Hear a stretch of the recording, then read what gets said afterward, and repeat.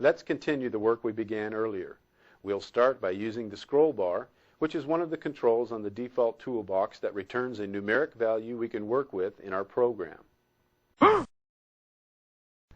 Let's look at the drop-down lists in the code window. We click the down arrow in the object list and see all the objects in our program, listed by their name property, or how we would refer to them in our program code. This is the quickest way to switch between sub-procedures we have already created, or to even create new sub-procedures for our program. Making a practice of using these drop-down menus can be a real time saver. Let's use these lists to add a new sub-procedure. We'll click the vScroll1 listing and see the procedure list reads change. Code we write in this sub-procedure will take place anytime the slider's position in the scroll bar is changed, either by manually dragging it or by the arrow buttons. We type form1.backcolor equals RGB open parenthesis 0, 0, vScroll1.value close parenthesis. This line updates our form's background color value with the value returned by the scroll bar's position. So, as we move the scroll bar, the amount of blue color in the form's background should go up and down with the slider. Running the program now would generate an overflow error because there can only be 255 RGB color values for any given color. Before we encounter this problem, let's fix it.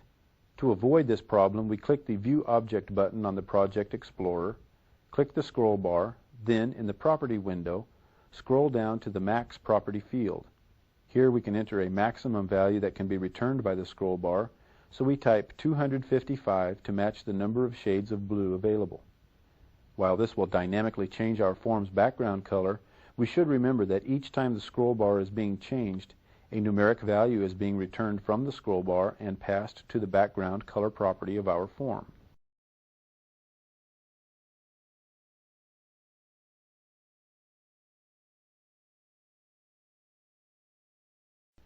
Users may not think in numbers when using scroll bars, but our program has to.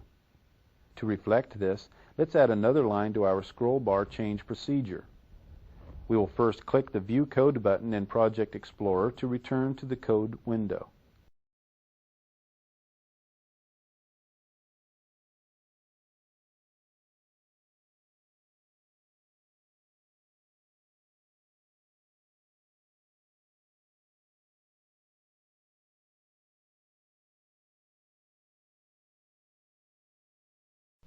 Then we click the Object pull-down list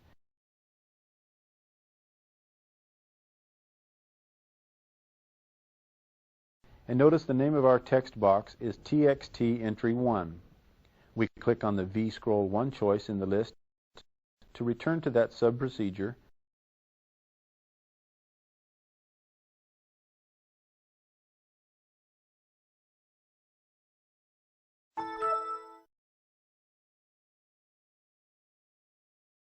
press Enter to add a new line, then type the following: TXT underscore entry 1 dot text equals vScroll1 dot value. Now each time the slider is moved, its numeric vertical position is updated in our text entry field, so we can see the number returned by the scroll bar as it's passed to the form's background color property.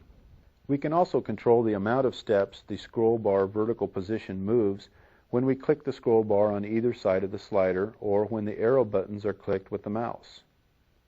To effect this, first click the View Object icon in the Project Explorer and see that our scroll bar is still selected because it was the last object we worked with. Next, in the Property window, we scroll to the Large Change property and set its value to 20. Next, we go to the Small Change field and type 5. Let's see what difference our changes have made in the program. We'll press F5 to run our program and move the scroll bar slider. Notice first that as we manually drag the slider, our form's background color does not change. When we release the mouse button, the background changes to a new color and the scroll bar's vertical value is displayed in the text entry field. Now we click the scroll bar area to either side of the slider and see our value in the text entry field is jumping in 20 unit increments. Also, when we click the up and down arrow buttons, we see our value increase and decrease by increments of 5. We click Exit to close our program and return to the work area.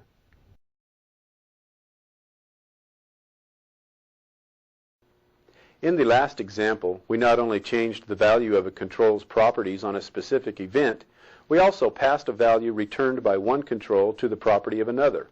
Let's see another example of this by using our text entry box and label controls to move the contents of the text box into our label. First, click the View Object icon in the Project Explorer. We double-click the text box control, and the change subprocedure for the text box is created. Anytime the contents of the text entry box change, the code in this subprocedure will be executed. We click the Object drop-down menu and see the name of our label, which is LBL Name 1. Without selecting anything from the drop-down list, we press the Escape key to close the list and are returned to the code window. Now we type LBL_name1 dot caption equals txt_entry1 dot text. This line passes the value of our text entry field to the caption property of our label each time the contents of our text box change. We press F5 to run our program, highlight the contents of our text entry box, and type. This should be showing up on the label as we type. We click Exit to return to our work area. Click the View Object icon from Project Explorer. Then select our label. We'll scroll to the bottom of our properties list and change the word wrap property value to true. We scroll back up through the list and see its auto size property is true. We again press F5 to run the program. Now, select the contents of the text entry box and type. This should wrap around to a second line. Notice the sentence is displayed on 2 lines of the label this time instead of just 1 line. We can think of the word wrap and auto size properties as a team. If auto size is true and word wrap is false, then the label will be resized horizontally. If auto size is true and word wrap is also true, then the label will be resized vertically. This gives us 2 different options for sizing labels at runtime. We click Exit to stop our program and return to the work area.